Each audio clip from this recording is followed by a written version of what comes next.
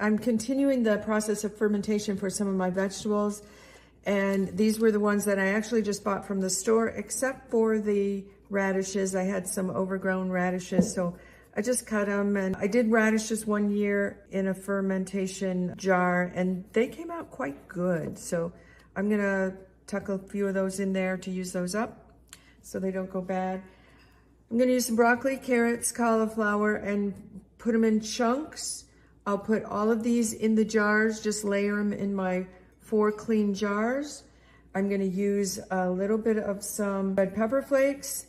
This is coriander seed, this is mustard seed, this is a mixture of peppercorns, all different color.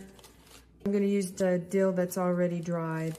And I did this for my last batch and it turned out really good. Now this, I think, is basil and thyme. I'm not sure if I'm gonna use those or not. And then I will pour the brine over the vegetables in the jar. I already made my brine. I made a 2% solution of brine, which is really good for hard vegetables like this. And it consists of 20 grams of non-iodized salt. I'm using sea salt. And the remainder of the jar, which will fill it to a liter. So 20 grams in 1 liter of water. And that will equal a 20% solution. And I'll just pour that over my veggies, tuck it down with a leaf of cabbage if I need to keep it under the water.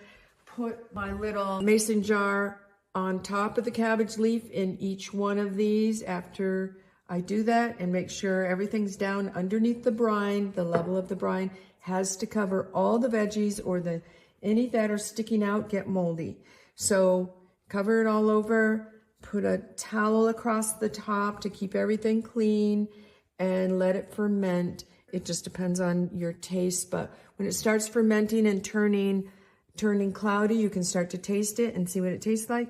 And then when it's done, you put it in the fridge, and it lasts there for many months in the fridge. So ferment it to the taste that you want, anywhere between 5 or 6 days and 3 to 4 weeks for some things.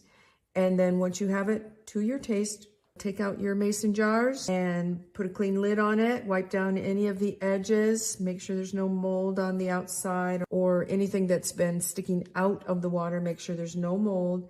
Wipe it all off really clean. Put it in the fridge and you're set.